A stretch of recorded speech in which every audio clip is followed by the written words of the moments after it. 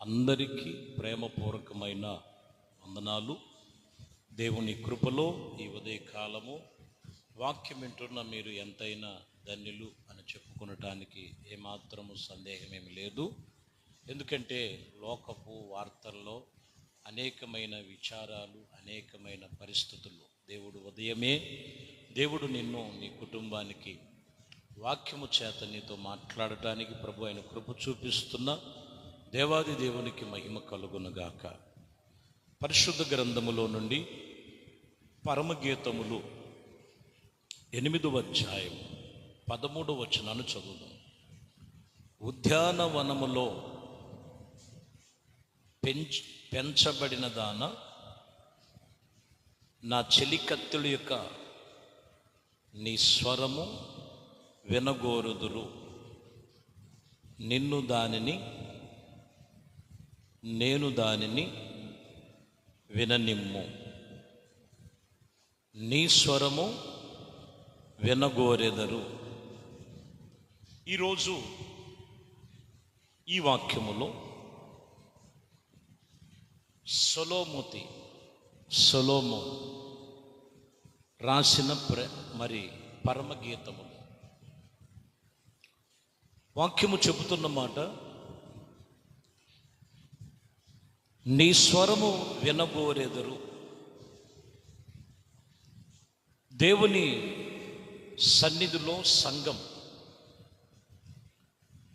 నీ స్వరము, దేవుని స్వరము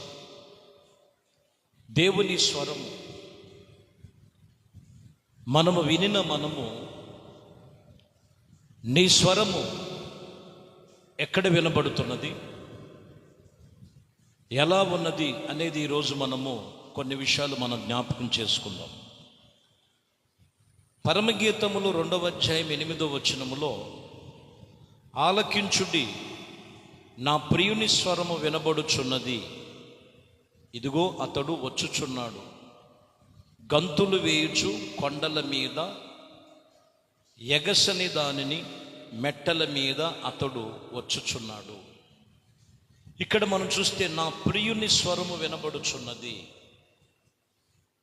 స్వరము వినబడటానికి గల కారణం ఏంటంటే కొన్ని హెచ్చరికలు, కొన్ని జాగ్రత్తలు. దేవుని స్వరం వినబడుతున్నాయి.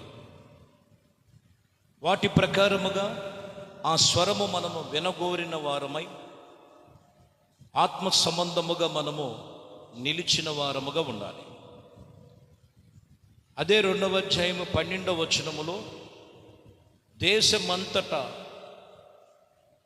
పువ్వులు పూసినవి, పిట్టలు కోలాహలము చేయు కాలము వచ్చును, పావుర స్వరము మనకు దేశములో వినబడుచున్నది.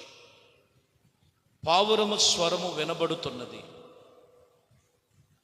పావుర స్వరము చూడండి, చాలా నిష్కలంకమైనటువంటి దేవుని మాటలు.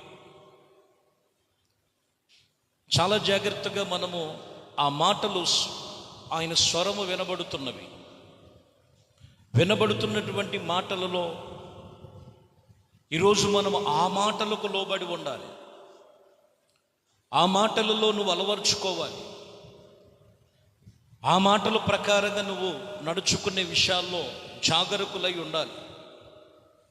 మత్తయి సువార్త 12వ అధ్యాయం 19వ వచనంలో, ఈయన జగడమాడుడు, కేకలు వేయుడు, వీధులలో ఈయన శబ్దము వానికి వినబడదు. యేసు ప్రభువారి గురించి ఇక్కడ చెబుతూ, ఈయన జగడమాడేవాడు కాదు, కేకలు వేసేవాడు కాదు, వీధులలో ఈ శబ్దము వారికి వినబడదు. దేవుడు ప్రభు అయిన యేసుక్రీస్తు వాక్యము యొక్క స్వరం వినబడుతుంది. ఆ మాటలు విని మనము ఆ మాటల ప్రకారంగా అలవర్చుకోవాలి. దేవుడు చెప్పిన మాటలు ఇవి. ఆ స్వరం వినబడుతుంది. వాక్యం చెప్తున్నటువంటి విషయములో ఇప్పుడు ఈ స్వరము దేవుడి సన్నిధిలో వినబడాలి. అది విని నీవు ఎలాగా ఉండాలో, ఎలా మాట్లాడాలో, ఏం చేయాలో అది నేర్చుకో. యెషయా గ్రంథం 60 అధ్యాయములో 18వ వచనం ఉంటుంది. ఇంకను నీ దేశములో బలాత్కారపు మాటలు వినబడుచున్నవి, నీ సరిహద్దులలో పాడైపోవు అను మాటలు, నాశనము అనే మాటలు వినబడదు. రక్షణయే నీకు ప్రాకారములను, ప్రఖ్యాతియే నీకు గుమ్మములుగా నీవు చెప్పుకొద్దు అని రాయబడు.